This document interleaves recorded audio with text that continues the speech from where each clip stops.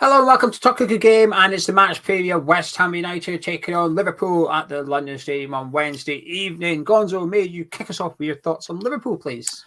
Well, they're a club up for sale, Geo, and I think it shows, really. I think it shows in their investment or lack thereof, really. And they've fallen lower than their high standards.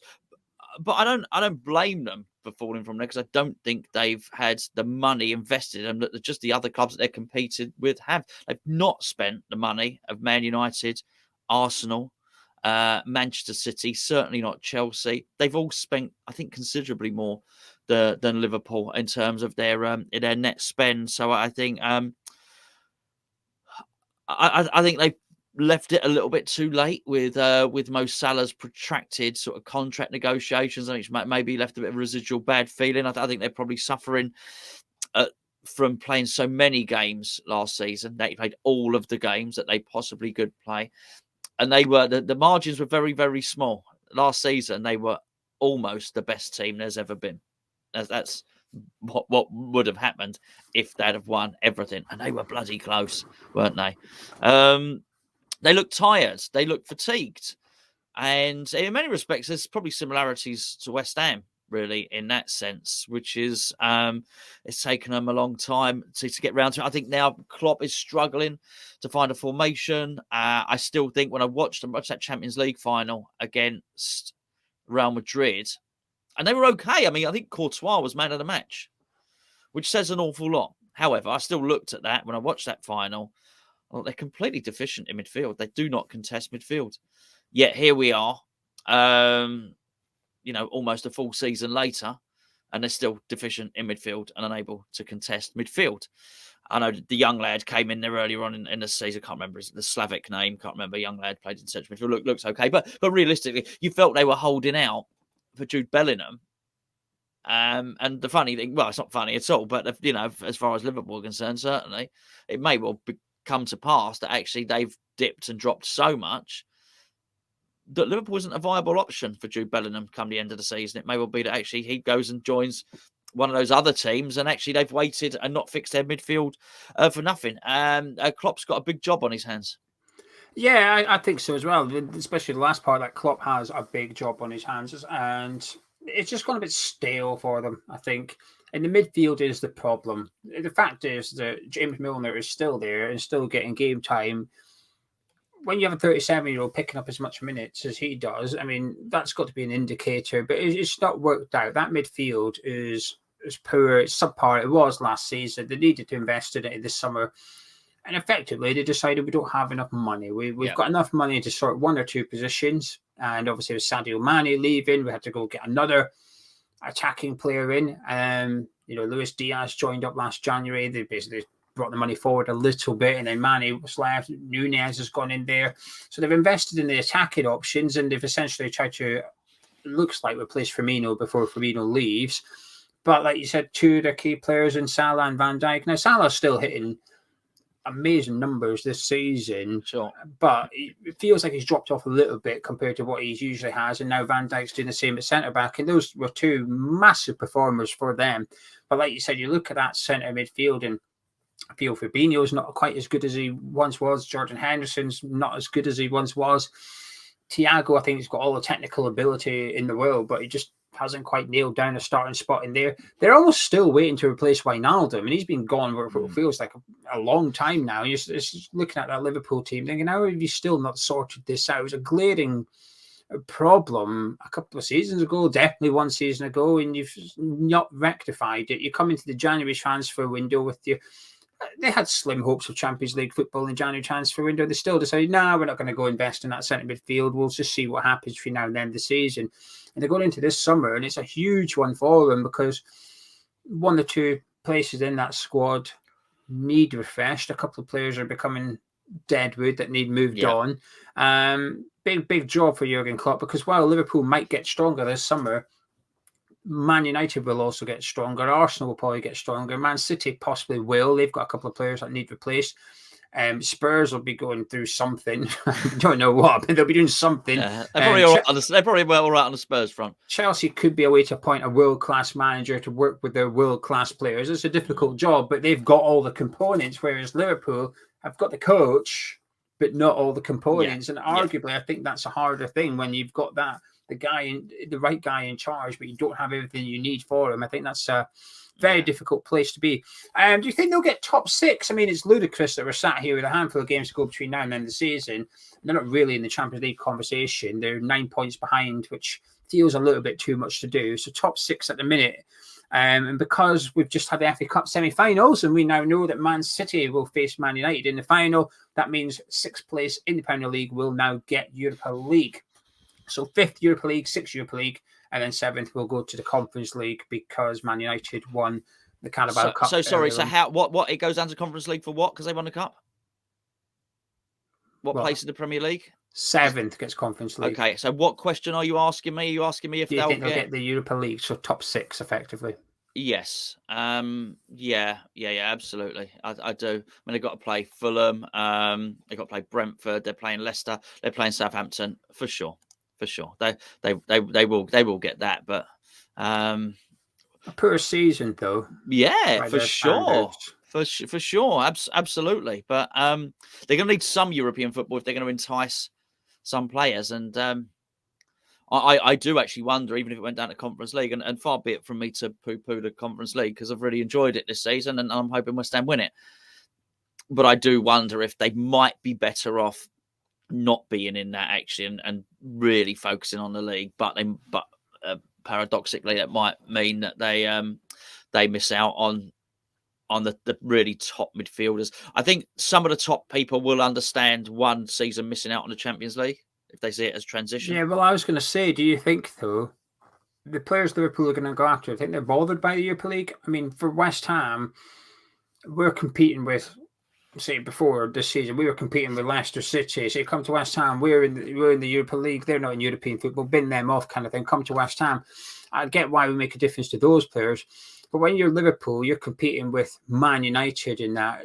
Does having the Europa League mean anything? I'm not convinced. I think it's Champions League or whatever. Yes and no, but they've all dipped out at some point, it seems. Chelsea have missed out on one season. Man U missed out on a season. They seem to be able to still buy players. I think possibly the players might understand for one season, if they saw a terminal decline, they might think, differently. I think it will have a difference. Whether it has a massive difference, I don't know. I think the only thing they really going to concern themselves with, will it make a Jude Bellingham shaped difference? I think that's really the thing. And things change quickly. If you'd have said a year ago or a year and a half ago, I mean, Declan Rice is going to leave us at the season, would Declan Rice consider Arsenal over Liverpool? Forget the geographic part of it. You'd say, no, don't be ridiculous. But, that's how much it's switched. Arsenal now look like the Champions League team and Liverpool now look like the Europa team. So, these things can change quickly. But, yeah, I mean, looking at their fixtures, I just had a quick look then when you asked the question. Yes, I'm sure they can get 6th. It's going to feel like a drop-off for them. There's no doubt about it.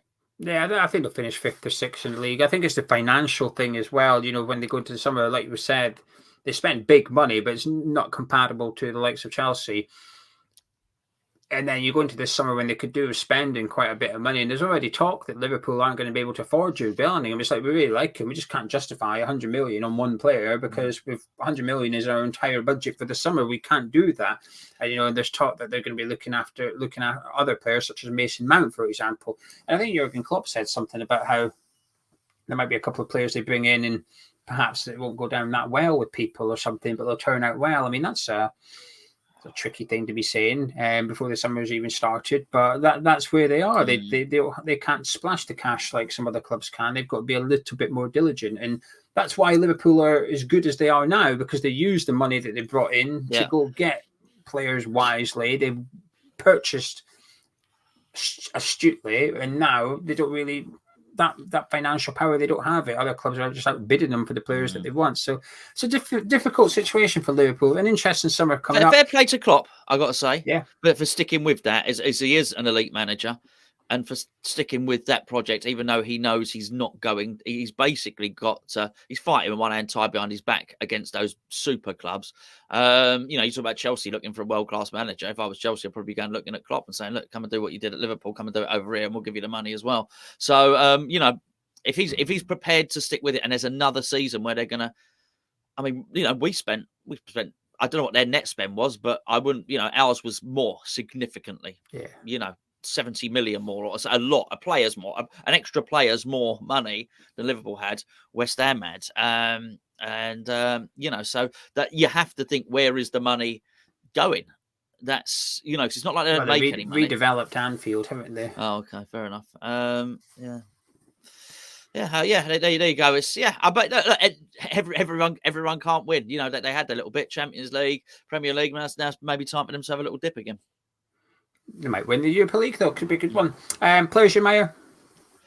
I really like the goalkeeper. I don't think I've ever said that before about a goalkeeper. I like the goalkeeper. He's a good player. I like Darwin Núñez. I like what I see. I'm absolutely disappointed we didn't get him. He would have really suited us. I think he's got good pace. He's got good strength. A bit like Antonio, he can miss the goal sometimes as well. He can drift wide. I like him. I think he's a good player. Again, they wanted Haaland. They couldn't afford Haaland. They couldn't compete with Man City. And he knew it. And he had the contacts with Dortmund as well. Klopp. They were in negotiations for Haaland. Can get him there to get the cheap alternative. And Darwin Núñez is the cheap alternative. He's not as good as Haaland, obviously. But I like him. I think that's been one of their signing that will do well for them. As I say, I'm a bit jealous because I do think he would have suited David Moyes' tactics really well. And first time I saw him, they played Benfica.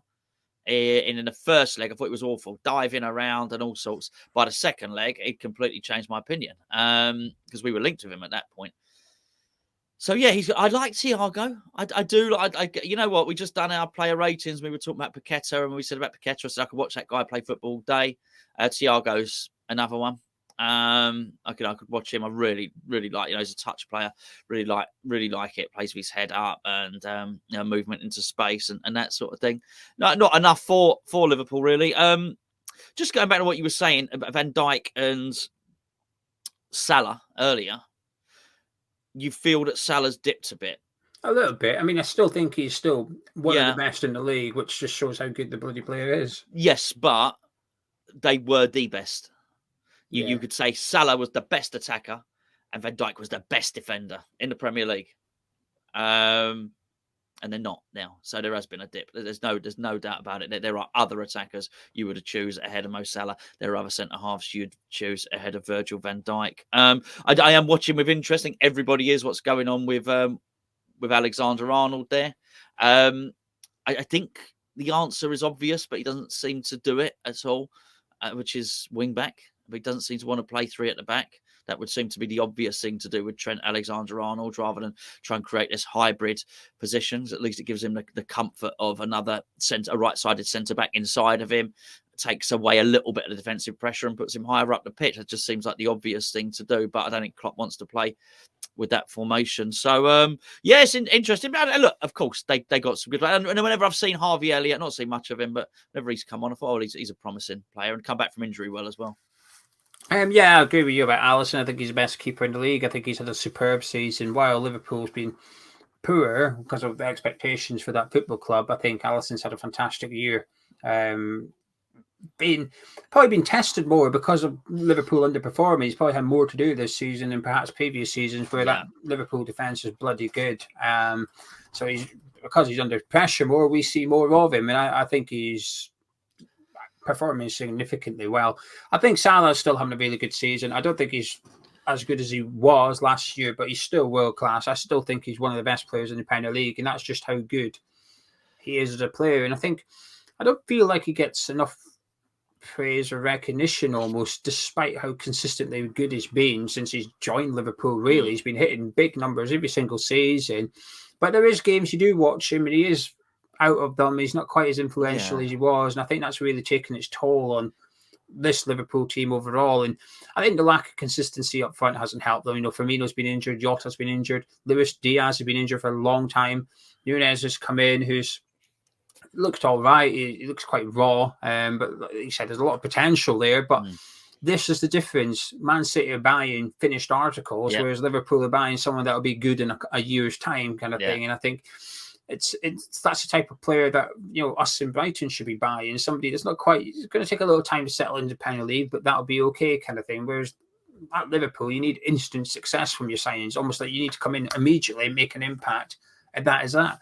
But there's too many players in that Liverpool team not doing as well as they should be. Robertson doesn't feel as good as he was. Van Dijk, Alexander-Arnold, Henderson. There's loads of pretty much everyone. It feels like they're underperforming at the minute. They're still good players, still some of the best in the league, but just not what they were a couple of seasons ago. Anyway, enough about Liverpool. Time to talk about West Ham. A little bit of team news, and it is very little, which is Gianluca Scamacca is out and remains out for the season. Apart from that, it looks like Darren Moyes may still have the rest of the squad to choose from. However, this will be our 8th game in 24 days. Amazing. So fixture congestion for West Ham is now starting to kick in a little bit. So that, with that in mind, Gonzo, this should be an interesting one, because you've hinted in the last couple of videos on pitching and on your review of the Bournemouth game that you would like to see some changes. So this should be, well...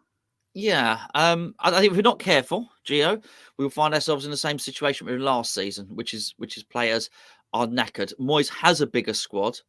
He has to use it now. This is it. Rotation's key, but it also feels like a fixture that we could win, though. So I'm sort of like rock and hard place here. There is, but they have been so close together. It's all very well saying the words, but some players look like they've run out of steam. Antonio looks like Antonio doesn't look like, and I'm talking about this week and specifically this game, doesn't look like he can play Sunday and Wednesday. He doesn't, and I'm not saying he's out of form, but he looks more tired. He's started to look a little bit more leggy. Souček is playing 90 minutes all the time at the moment, and I know he can run like the Duracell bunny, but at some point it takes its toll, and that's what happened last season. Cresswell's back in the team as well. All right, I know. Obviously, he had the European games. It's slightly different for him, and I'm also slightly worried about Bowen because, again, he seems to be playing an awful lot of minutes. And this is what David Moyes said. David Moyes said that, and he is speaking sense. He's telling the absolute truth. We know it. But he said we ran out of steam last season because the players were too knackered. The squad was too small. Okay, now it's not. We've got spare fullbacks in both positions. You could change the centre-backs out. A lot of the midfield, maybe. Not quite as strong wide, but there are things you can do. The trouble is with this is we've got the wonderful FA Youth Cup final, which is going to obviously take a couple of the players I might have wanted to sort of draft in and use in this one. That's not going to happen, and rightly so. Rightly so. Those boys deserve the chance to win a trophy. But we've afforded ourselves the luxury with our recent really good form, the opportunity to rest a little bit. We don't need much. We've got to be careful with injury though, and that's the thing. It's easy saying the words should such and such play because this is winnable. It would not surprise me if someone like Zuma or someone like Antonio played in this Liverpool game and they got injured, and for that reason I wouldn't bother. Yeah, I agree with what you're saying, actually. I do think rotation's key. And like you said, last season we ran out of steam. And I know we're not safe yet, but I do think there's got to be an element of preparation for the long term here. And when I say long term, I mean cup final potentially at the end of the season, so that we don't get there and someone's injured or somebody's absolutely shattered because they've played a lot of games. Before today, they played 7 games in 21 days, and it's worked. We're now in the semi-final, and there's now 6 points between us and the bottom 3 with a significantly better goal difference. They've done it. 1 loss in 10. So the players up till now have done what was asked of them. Can you play through the pain barrier? Can you rinse yourself? Can you give everything and get West Ham into a better position? They've done that. We're in the better position now. We're in the semi-final.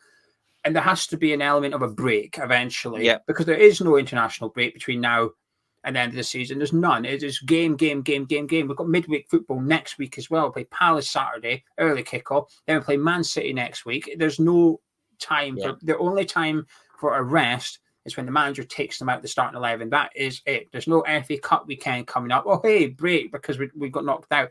None of them. There's no free weekend.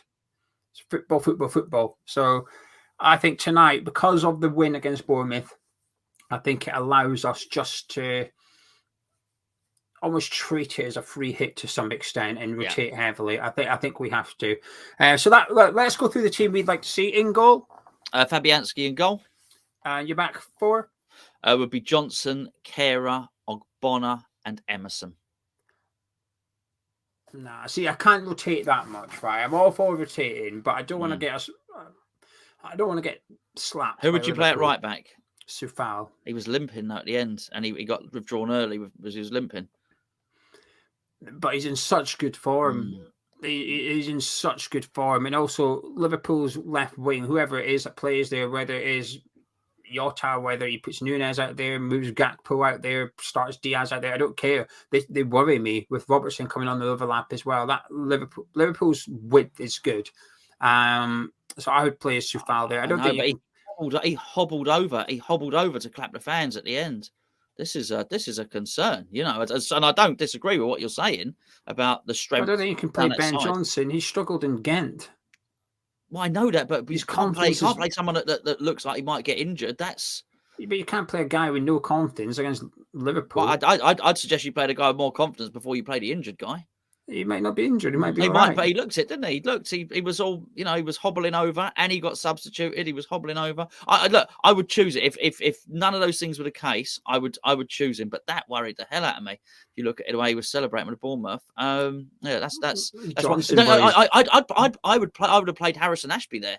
But we sold him, you know. So you know, well, I'd have played Glenn Johnson there, but we sold him as well. We did, didn't we? Yeah. I would go Kehrer and Agard at the back. I don't see an issue with Agard yet, and I just want to keep as much players similar as possible. And I agree with Emerson at left back, just because he deserves the game time, and Salah's going to be a tricky opponent, and I think Caswell's played well. Caswell, it's now like a 50-50 battle between them two for the shirt, and I think you can pick and choose which one you use depending on who you play, and that's the position you should be in. So I like that. So my back four: Sufal, Kehrer, Agard, and Emerson. Midfield three: Downs, Rice, and Paqueta. But I would really be looking at 45 minutes for Rice and Paqueta. Is what I'd be ideally looking to do. But I am, we've seen this before with Declan. So this is 3 games in 6 days. We've seen this before with Declan. He does start to dip. His performance levels are so high. So again, I'll be looking to protect them, but I don't think we've got the strength in midfield to pull everyone out, you know. So we'll need to sort of share the workload in there, really. He was withdrawn early against Ghent, though, Declan. He did come off with half an hour to go, so he still played an hour. But I agree with your midfield three, by the way. I think it makes sense. It makes sense to have a slightly better defensive option in there in Downs instead of Souček as well against this team. Paqueta's on form at the moment, and I don't want to take him out because of how good he is, Paqueta. Yeah. He's powering right now, and I just think to take him out and then put him in against Palace, you might just lose that little bit of momentum he's got. You might not, but you might just do that, and I think that's too much of a risk, in my opinion. I want to see him play, and like I said, we can't just speak about Liverpool and speak about how we feel they're vulnerable in the middle of the pitch and then say, well, let's weaken the middle of the pitch. That's arguably where we could actually win the battle here. Like I said, wingers terrify me. Our fullbacks are under pressure, worried about that. But in the middle of the pitch, I think we've got a chance to not dominate it, but create enough impact in there. Because like we will have less possession than Liverpool. We will. But it's what we do with it, like against Bournemouth. We're getting Paqueta on the ball, getting Rice on the ball. We can hurt them. So that's midfield three picks itself for me, actually. Now, the front three, this is where it gets interesting because when you speak about fatigue players, you pick out Bowen and Antonio. So that's 2/3 of the front line. So who would you like to see line up for West Ham? Well, I mean, I can't. I would have picked Mabama for this one. Yeah, me too. I do agree with that. But obviously, you've got to allow him his he's got a hat trick in semi-final, so good luck to him. So we can't draft him for this. I'll play Fornells, Ings, and Cornet, and it's yeah. I don't think you can. I don't think you can. It's the Ings thing. Like Fornells has to start, right? He's not been in great form. Comes on, scores a goal, played really well, should have got an assist. You have to play him now. He has to play. He's got that 15 minutes where he's had a really good 15 minutes. Yeah. He's got his pecker up. Let's get him in the team. Let's utilise that. So there you go. In the starting 11, go on. Go do what you did against Bournemouth, against Liverpool, please. This is an easy change for David Moyes, putting Fornells in and resting someone, because you can say to Fornells, I'm putting you in because you deserve it, and then you can say to the guy I'm taking you out because I'm just looking after you a little bit. It's win-win for Moyes putting Fornells in here. Cornet has to start as well, I think. And the third one for me is Ben Rama. I just don't think he's been performing that well lately, Gonzo. So it's not a punishment per se, but it's a little bit, Do you're right. I would change that, actually, because thinking about it, it doesn't matter. Cornet can play Wednesday and can play Saturday because he's played so few minutes. So you're right. Yeah, I would switch to that. I'd play Cornet up front and then play Benrahma wide, with the hope, I must say, that I would play Cornet on the left against Palace. Yeah, I think so. I think that is 3 Premier League players, and you're resting 2. You're resting Bowen and Antonio, and still not. It's getting weaker, but not significantly. And that's 3 players that could be playing for us against Crystal Palace, against Man City, whoever. If we get to the final, one of those 3 will be playing. So you're not weakening the team too much. I think that would be a front thing. Like you said, you rest Bowen and you rest Antonio, which is possibly the most important one. I think Antonio and Zuma are the 2 that I'd like to rest the most out of the starting 11 against Bournemouth. Same here. But I would also, that right side, I think it would really benefit. We could rest Bowen and Soufal as well. They're all in such good form. Obviously, Rice and Paqueta are as well. I think we've got 6 players in really good form. But yes, from injury point of view, Zuma and Antonio, well, they always look like they're about to get injured, don't they? So, and I think when you're carrying that much muscle mass as well, there is just more to injure. There's more impact on the body, isn't there? So, hopefully they can look after them. I'll definitely do that. And as I said, everyone did our Patreon video, Geo. I'd give them the day off as well. It's not just, you just take it off, freshen up the mind as well as the body, whatever. Come in, have you, I don't even know what to bloody do. Ice baths, massages, whatever the bloody hell it is. Come in for a little like ice bath or rub down or whatever you call it on Tuesday morning, and then just go home. And you know what? You don't report back until Thursday morning. That's what I would do with those players. Are you confident?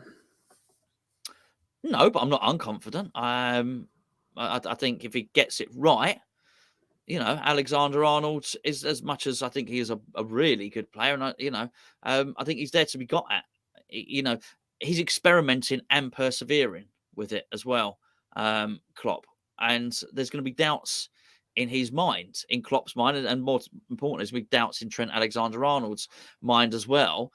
Van Dijk's probably thinking, oh, come on, what's all this about? Sort it out, Gaffer. Do you know what I mean? Just put him somewhere else, will you? Basically, it's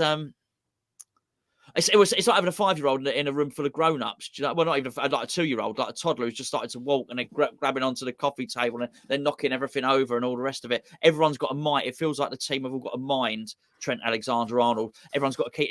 That's what I mean. Everyone's keeping their eye on him.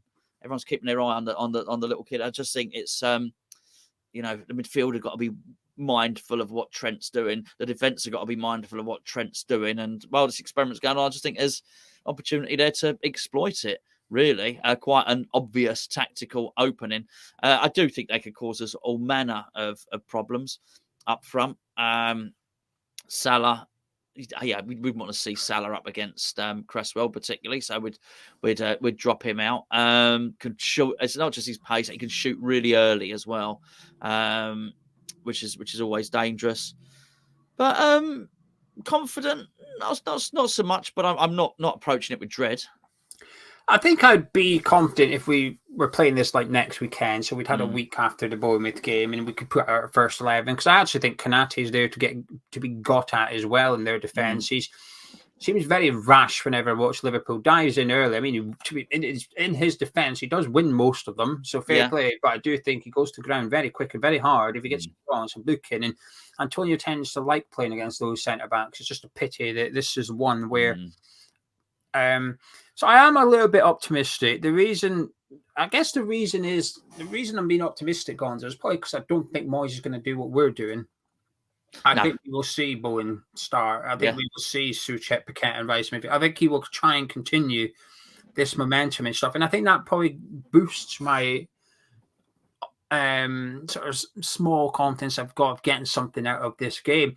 And I think it's because the pressure feels off at the minute. Do we need more points between now and then the season? Yes, we do. I don't think we lose every game between now and then. We might still stay up. I think it'd be very close, and I wouldn't want to skip. But I don't feel like this game is pivotal because we're beating Bournemouth. It's just taking the pressure off a little bit from us. And if we were to lose this one 1-0, it's not the worst result in the world. I think it's okay. You know, we could go against Crystal Palace and hopefully get something there. We probably need 2 points or something between now and then the season. So I think the term virtually safe, I think, is a good one to use, which is not quite, but, you know, it would take something disastrous to happen in order for us to get relegated here.